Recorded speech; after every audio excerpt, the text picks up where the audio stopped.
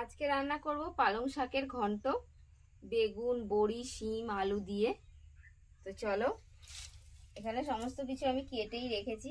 এই যে কাটা হয়ে গেছে, এখানে শিম আলু কাটা আছে, শুধু বেগুনটা কাটবো।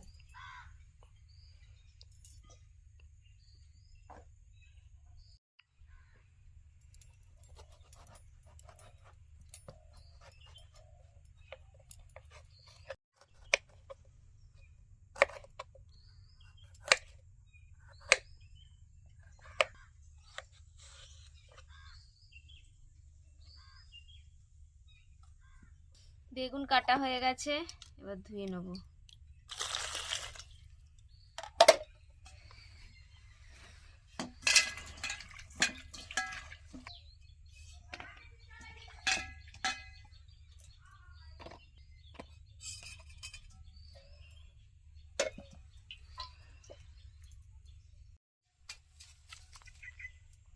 নাও তাড়াতাড়ি পালং শাকের ঘন্টটা করে ফেলতে হবে, ভাত দিয়ে খেতে হবে তো। হ্যাঁ, পালং শাকের ঘন্ট করব, সাথে একটু শিম ভাজা করব।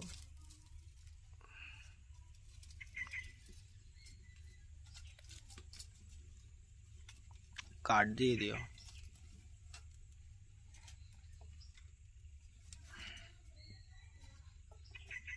এবার কড়াতে পরিমাণ মতো তেল দিয়ে দেবো, সর্ষের তেল দিয়ে দিলাম। এখানে নিয়ে নিয়েছি অল্প একটু 5 ফোড়ন আর শুকনো লঙ্কা দিয়ে দেবো।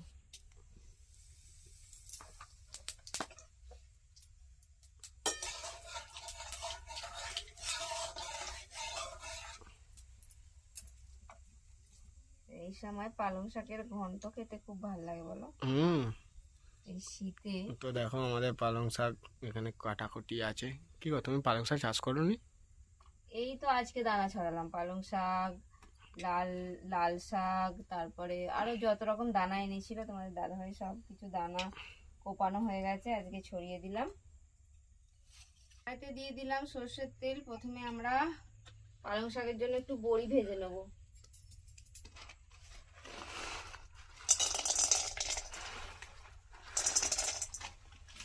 একটু নুনটা আনতে ভুলে গেলাম, বড়ি ভাজাটা একটু নুন দিলে সেটা বড়িটা একটু মচমচে লাল লাল করে ভেজে নেবো, কারণ একটুখানি আবার এমনিও খাবে, শুধু ভাত দিয়ে বড়ি ভাজা দিয়ে ভাত খেতে খুব ভালো লাগে।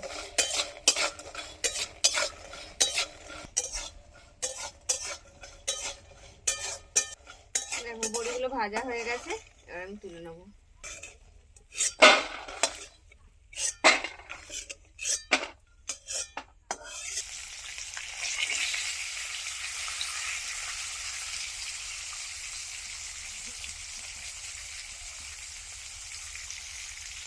দুপুরে ভাত দিয়ে খাবার জন্য দুটো শিম ভাজা করে নিলাম, আর কটা বেগুন ভাজা করে নেবো।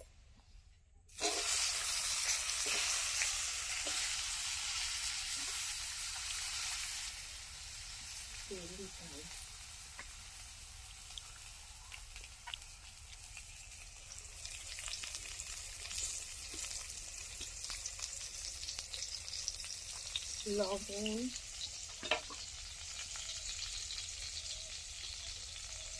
হলুদ,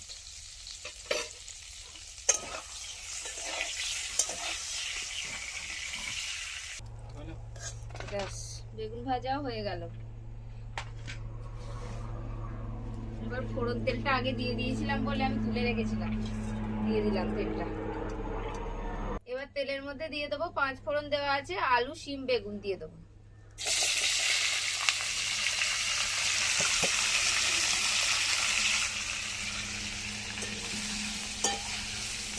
একটু ভাজবো।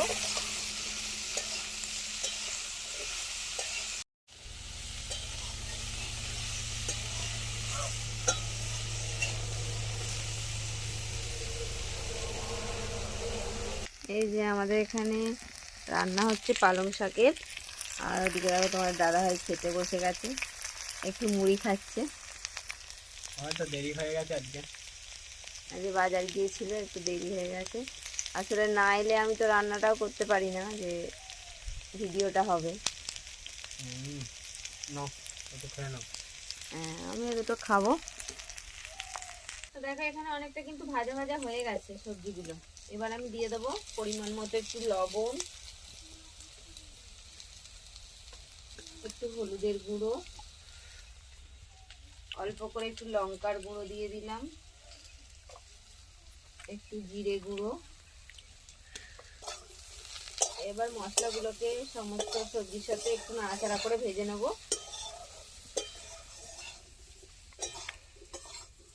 অল্প জলের ছিটা দিয়ে এর মধ্যে সবজি আর মশলাটা ভালো করে কষানো হয়ে গেছে। এবার দিয়ে দেবো পালং শাকগুলো। পালং শাক দিয়ে দিলাম।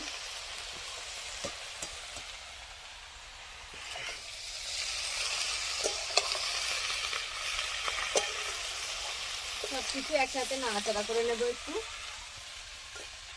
ঢাকা দিয়ে দিয়েছিলাম, পালং শাক একদম মিশে গেছে।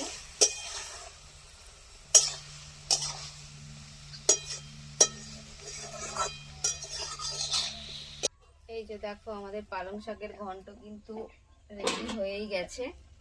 শেষে আমি দিয়ে দেবো অল্প একটু স্বাদ মতো চিনি। পালং শাকের ঘন্ট একটু চিনি না দিলে ভালো লাগে না। আর বড়িগুলোকে হাতে করে একটু ভেঙে দিয়ে দিলাম।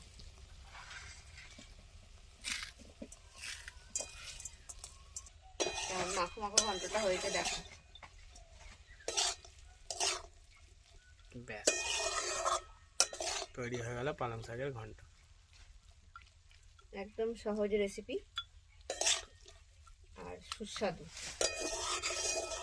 মাখো মাখো পালং শাকের ঘন্ট রেডি।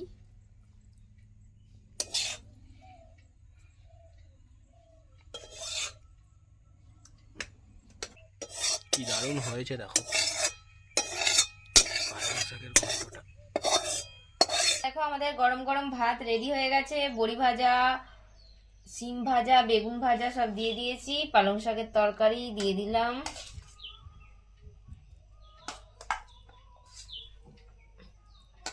এই যে সব সাজিয়ে নিয়ে চলে এসেছি। আমি ডাল পাতেই ঢেলে নিয়েছি। আমার ডাল এই যে, আর সমস্ত কিছু সাজানো আর রেডি। তোমাকেই দেখাই দাও। কি স্বাদ! আহ, বিউলি ডালটা খাচ্ছি মনে হচ্ছে না আড্ডা পিঠে খাচ্ছি, এত সুন্দর। বিউলি ডাল দিয়ে আর এইরকম আলু ভাজা, আলু ভাজা দেয় আর পাঁপড় ভাজা দেয়, চাটনি। হেবি সুন্দর হয়েছে পালং শাকটা। এই দেখো পালং শাকটা দেখো বড়ি দিয়ে, এই দেখো বড়ি আলু সব দিয়ে মানে মাখলে ভালো লাগে। মাখলে মিষ্টি করে খাওয়া যায়। আমরা তো সবাই মেখেই খাই, আর এত সুন্দর লাগে না। এই শীতকালে নানান রকম সবজি, সিম বেগুন ভাজা। বেগুনের কথা বলতে এই দেখো বেগুনটা দেখো এত সুন্দর হয়েছে না। বেগুনটাও একটু নিয়ে নিলাম সাথে। তোমরা এভাবে পালং শাক করো, শীতে তো সবাই খাচ্ছে পালং শাক, একবার এভাবে বানাও ভালো লাগবে। আমাদের বাড়িতে এভাবেই হয়, আমাদের বাড়ির মতন করে একবার বানাও। আমিও তো খেতে শুরু করে দিয়েছি। আলু ভাজা, বিউলির ডাল, আজকে অনেক রকমই হয়ে গেছে।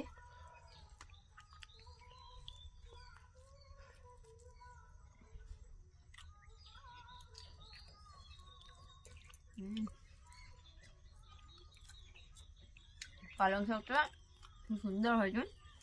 তো এইভাবে পালং শাক শুধু ভাত দিয়ে যে খেতে ভালো লাগে তা নয়, রাত্রে কিন্তু রুটির সাথে খেতেও খুব ভালো লাগে আমার। তোমার? হেভি লাগে। তো এইভাবে তোমরা বাড়িতে তৈরি করে নাও। আর কেমন লাগলো আজকে রেসিপি কমেন্ট করে জানাও। আজকে ভিডিও ভালো লাগলে লাইক করে দাও। আজকে আমাদের এখানে শেষ করছি, দেখা হবে পরের ভিডিওয়ে। টাটা।